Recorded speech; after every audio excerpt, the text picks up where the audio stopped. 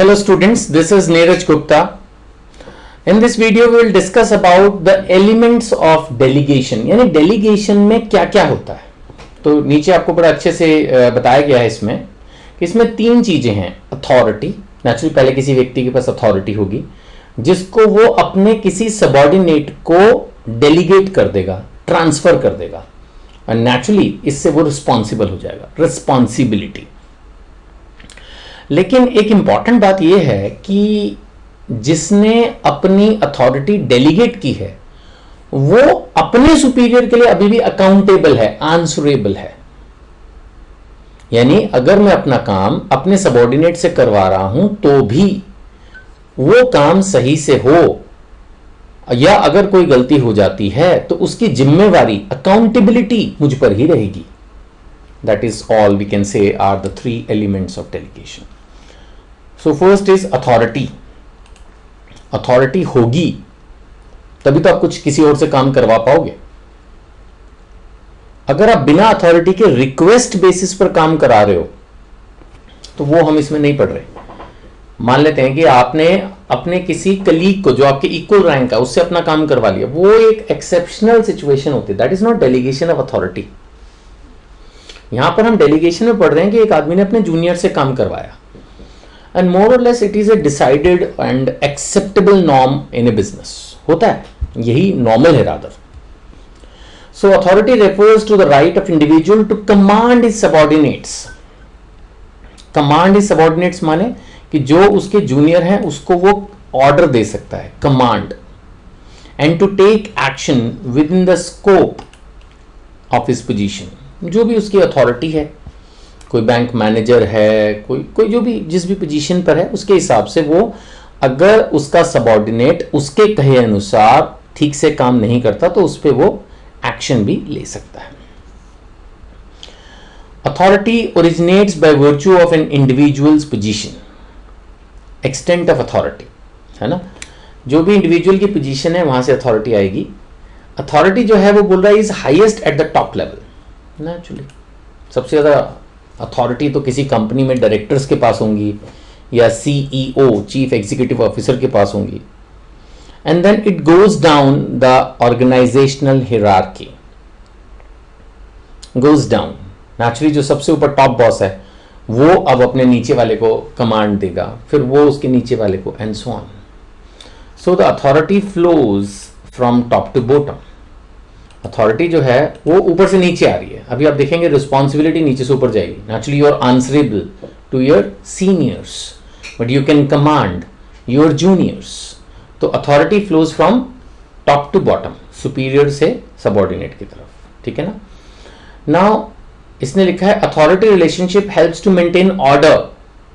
Helps to maintain order का क्या मतलब है? हेल्प्स टू मेंटेन ऑर्डर, ये आपको याद होगा, ऑर्डर वर्ड हमने पढ़ा था हेनरी फ्योल के 14 प्रिंसिपल्स में. ऑर्डर का मतलब everything at its place, every person at its place, proper discipline. वैसे डिसिप्लिन अलग से था बट यहां पर ऑर्डर में डिसिप्लिन वर्ड भी इंडिकेटेड है कि बेसिकली एक ऑर्गेनाइजेशन अगर proper discipline, everything systematically maintain करिए, उसके लिए जरूरी है कि इस तरह से जो जूनियर्स हैं वो अपने बॉस से काम लें और उनके प्रति रिस्पॉन्सिबल रहें, अकाउंटेबल रहें. Authority determines the superior subordinate relationship. Subordinate has to execute, करना पड़ेगा ना उसको. अगर उसके बॉस ने, उसके सीनियर ने कोई काम बोला है, ठीक है ना, तो वो काम उसको करना ही होगा. ऐसा नहीं कि वो अपनी मर्जी से कहेगा देख लूंगा, करूंगा तो कर दूंगा, नहीं करूंगा तो नहीं करूंगा, ऐसे नहीं होता है. Authority is restricted by rules and regulations of the organization which limits its scope. However, as we move up in the management hierarchy, the scope of authority increases. हर बंदे की अपनी लिमिटेड अथॉरिटी है. अब मान लेते हैं कंपनी के अंदर चीफ मैनेजर है, उसके नीचे अलग अलग मैनेजर्स हैं, तो जो परचेज मैनेजर है उसकी अथॉरिटी लिमिटेड टू परचेजेस होगी. प्रोडक्शन मैनेजर की अथॉरिटी लिमिटेड टू प्रोडक्शन होगी. फाइनेंस मैनेजर की अथॉरिटी लिमिटेड टू फाइनेंस ही होगी. ऐसा नहीं कि आप कोई भी दूसरे के डोमेन में जाके काम करना शुरू कर देगा. अथॉरिटी है बट अथॉरिटी अपने एरिया में ही होगी ना. अब जैसे आपकी क्लास टीचर है, मैं एक बहुत सिंपलेस्ट एग्जांपल ले रहा हूं, उसकी फुल अथॉरिटी है अपने स्टूडेंट्स पे, लेकिन दैट डज नॉट मीन कि वो किसी भी स्टूडेंट ऑफ द स्कूल को बुला के कुछ भी बोलना शुरू कर दे या डांटना शुरू कर दे या उसको गाइडेंस देना शुरू कर दे या उसके ऊपर कोई एक्शन ले ले। मे बी उसकी अपनी रिस्पेक्टिव क्लास टीचर बोलेगी मैम ये तो मेरा स्टूडेंट है ना, आई विल सी। तो कहने का मतलब है हर बंदे के पास अथॉरिटी है, लेकिन अथॉरिटी की भी अपनी कुछ लिमिटेशंस हैं, बाउंड्रीज हैं, उसी में काम करना होगा। इवन आपने देखा होगा पुलिस वालों के पास बहुत अथॉरिटी होती है, लेकिन पुलिस वाले भी अपने थाने के एरिया में काम करते हैं। ऐसा नहीं कि कोई भी पुलिस वाला है तो वो अगर मसूरी घूमने गया तो वहां पर भी वो पुलिस वाला ही है। No, there he is an ordinary person. वो पुलिस वाला अपने थाने के एरिया में अपनी पोस्ट पर जब तक अपॉइंटेड है तभी तक पावरफुल है, यानी उसकी अथॉरिटी है, बट अथॉरिटी की भी लिमिटेशंस है।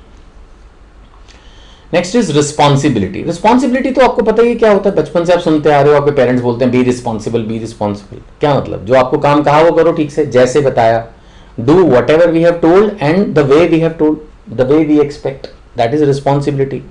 You have to assume responsibility. जब आपको कोई काम मिल रहा है और आपने एक्सेप्ट भी किया है, या तो आप रिफ्यूज कर दो मुझसे होगा नहीं, तो फिर इस बात के लिए या तो कंपनी से आपको निकाल दिया जाएगा या कोई और इलाज किया जाएगा। बट रूटीन में अगर आपने एज एन एम्प्लॉय अपने सीनियर से, अपने बॉस से कोई काम लिया है, then it is your responsibility to complete that. Bookish language को अगर मैं पढ़ूं तो responsibility is the obligation of individual to carry out the assigned duties. Carry out the assigned, assigned माने गिवन, प्रिस्क्राइब्ड, जो आपको दिया उस काम को करो।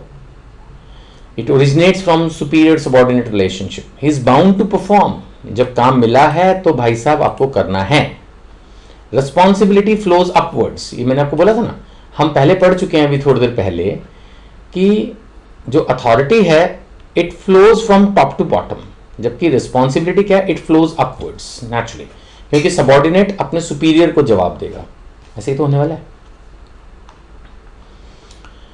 Authority granted must be equal to responsibility assigned. ये मैंने आपको लास्ट वीडियो में भी डिस्कस किया था, मतलब आई मीन जो भी अर्लियर वीडियोज हैं उनमें, कि अगर किसी बंदे को आपने कोई काम दिया है करने को तो उसको अथॉरिटी भी तो दो। अब माना परचेज मैनेजर को आपने परचेजिंग की जिम्मेदारी दे दी, लेकिन उसको पैसे ही नहीं दिए तो वो कहां से करेगा? उसके पास अथॉरिटी भी तो होनी चाहिए ना खर्चा करने की। ऐसे अगर आपने किसी को डिसिप्लिन के लिए मेंटेन किया, जैसे मॉनिटर है, माने क्लास में एक मॉनिटर बंदे को बना दिया कि भाई अब तुम डिसिप्लिन मेंटेन करो क्लास में, तो कुछ अथॉरिटी तो दो। अगर कोई शोर मचा रहा हो तो उसको डांट सके, उसके खिलाफ कोई एक्शन ले सके, उसको क्लास से बाहर कर सके, उसकी कंप्लेंट कर सके, कुछ तो। सिर्फ रिक्वेस्ट करने से तो काम होता नहीं है ना। तो इसका मतलब क्या हो गया कि जहां रिस्पॉन्सिबिलिटी दी गई है वहां थोड़ी अथॉरिटी भी, थोड़ी क्या, जितनी जरूरी है उतनी अथॉरिटी भी देनी पड़ेगी। तो यही लिखा है फॉर इफेक्टिव डेलीगेशन, यानी डेलीगेशन आपने काम दूसरे को दिया लेकिन वो सक्सेसफुल हो उसके लिए अथॉरिटी ग्रांटेड मस्ट कमेंशुरेट। कमेंशुरेट माने इक्वल टू, जितनी जरूरी है उतनी उसको दी जाए with the assigned responsibility. If authority granted is more, ज्यादा दे दी तो मिसयूज होगा, और अगर रिस्पॉन्सिबिलिटी ज्यादा है तो it will make a person ineffective, वो कर ही नहीं पाएगा। दोनों लाइनें बहुत अच्छी लिखी हैं। अगर अथॉरिटी ग्रांटेड ज्यादा है तो मिसयूज होगा अथॉरिटी का।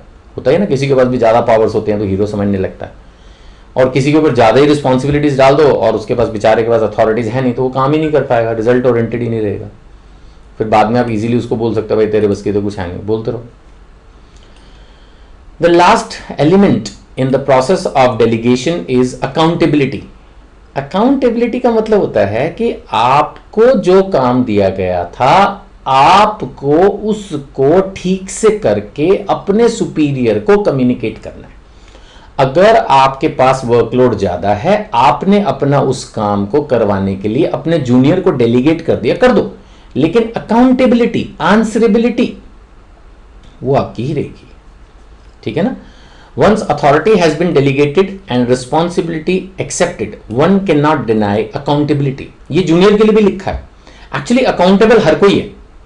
जो ओरिजिनल अथॉरिटी वाला पर्सन था उसके ऊपर भी तो कोई होगा, वो उसके प्रति अकाउंटेबल है। आपने जिसको रिस्पॉन्सिबिलिटी दे दी, अगर उसने रिस्पॉन्सिबिलिटी अज्यूम कर ली एक सबॉर्डिनेट ने, तो वो भी तो अकाउंटेबल है, आंसरेबल तो है। ये थोड़ी वो कहेगा एक तो आपका काम कर रहा हूं, ऊपर से जैसा हो गया ठीक है, ऐसे नहीं होता सर। अगर आप मेरे जूनियर हो, मैंने आपको काम दिया, आपने काम लिया, आप भी तो कंपनी से सैलरी ले रहे हो ना, तो आप अकाउंटेबल हो, आंसरेबल हो उस काम को ठीक से टाइमली प्रॉपर्ली करके मुझे कम्युनिकेट करने के लिए। ठीक है ना? अकाउंटेबिलिटी आप डेलीगेट नहीं कर सकते हैं। फिलहाल इसको आप मिडिल ऑफिसर के एंगल से समझिए। एक टॉप बॉस ने मिडिल ऑफिसर को एक काम दे दिया, उसने वर्कलोड ज्यादा होने की वजह से अपनी पावर डेलीगेट करके जूनियर से करवा लिया, लेकिन उस टॉप मैनेजर को चीफ मैनेजर था, उसको जो मिडिल ऑफिसर था उसको जवाब देना पड़ेगा। तो कहने का मतलब है आप अपनी अथॉरिटी डेलीगेट कर सकते हैं, दूसरे को बोल सकते हैं तू कर दे, लेकिन आप अपनी अकाउंटेबिलिटी डेलीगेट नहीं कर सकते। It can not be delegated and flow upwards, ठीक है ना। Even after delegation of authority superior, ये लाइन बहुत इंपॉर्टेंट है, even after delegation of authority superior is accountable if the subordinate fails to perform the delegated work. ये है इसकी main line है।